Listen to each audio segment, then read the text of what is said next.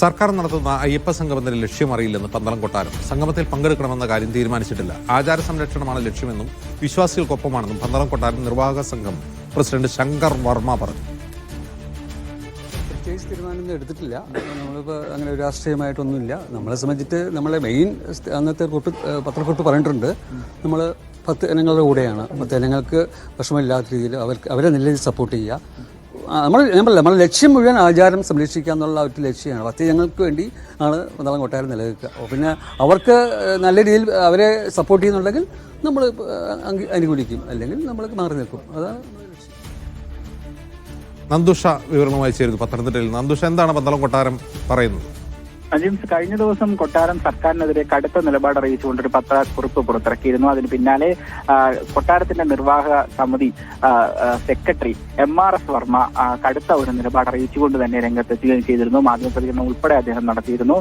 സർക്കാരിന്റെ ആഗോള അയ്യപ്പ സംഗമത്തിനെതിരായ നിലപാട് തന്നെയാണ് അദ്ദേഹം വ്യക്തമായി സ്വീകരിച്ചത്. എന്നാൽ ഇന്ന് നിലപാട് കുറച്ച് മയപ്പെടുത്തിയ രീതിയിലുള്ള പ്രതികരണമാണ് കൊട്ടാരത്തിന്റെ ഭാഗത്തു നിന്ന് പുറത്തു വന്നത്. ഇന്ന് നിർവാഹക സമിതി പ്രസിഡന്റ് ശങ്കറാണ് നമ്മളോട് അല്പം മുമ്പ് സംസാരിച്ചത്. അപ്പോൾ വ്യക്തമാക്കിയത് ആഗോള അയ്യപ്പ സംഘവുമായി സഹകരിക്കുന്ന കാര്യത്തിൽ ഇനിയും തീരുമാനമെടുത്തിട്ടില്ല.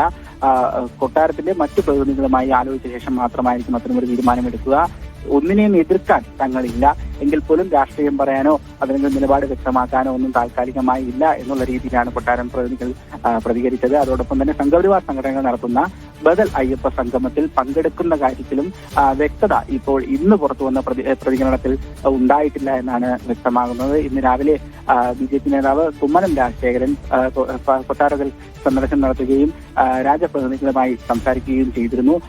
അതിൽ നിന്നും കുമ്മനം രാജശേഖരന്റെ പ്രതികരണത്തിലും ഈ പറയുന്നത് പോലെ തന്നെ ആഗോള അയ്യപ്പ സംഗമത്തിൽ പങ്കെടുക്കണോ വേണ്ടായോ എന്നുള്ള കാര്യത്തിൽ അയ്യപ്പ ഭക്തർക്ക് സ്വന്തം മനസാക്ഷിയുടെ അടിസ്ഥാനത്തിൽ തീരുമാനമെടുക്കാൻ. പക്ഷേ എന്തുകൊണ്ട് 2018 ശബരിമല പ്രക്ഷോഭവുമായി ബന്ധപ്പെട്ട് നിരവധി സമര അനുകൂലികൾക്കെതിരെ പോലീസ് കേസ് എടുത്തിരുന്നു. ഈ കേസുകളൊന്നും പിൻവലിക്കാനുള്ള ഒരു തീരുമാനം സർക്കാരിന്റെ ഭാഗത്തുനിന്ന് ഉണ്ടായില്ല. അത്ര അയ്യപ്പ ഭക്തർക്കെതിരായിട്ടുള്ള അത്തരം നിലപാടുകൾ സ്വീകരിച്ച സർക്കാർ എന്തുകൊണ്ട് ഇപ്പോൾ ആഗോള അയ്യപ്പ സംഘം എന്ന് പറയുന്ന മറ്റൊരു പരിപാടിയുമായി രംഗത്ത് വരുന്നു എന്നുള്ള കാര്യത്തിൽ വ്യക്തത വരുത്തണമെന്നാണ് കുമ്മനം രാജശേഖരന്റെ നിലപാട്. അതേ രീതിയിലുള്ള നിലപാട് തന്നെയാണ്, സമാനമായ രീതിയിലുള്ള നിലപാട് തന്നെയാണ് പന്തളം കൊട്ടാരവും നിലവിൽ സ്വീകരിച്ചിരിക്കുന്നത്. ശരി നന്ദുഷ.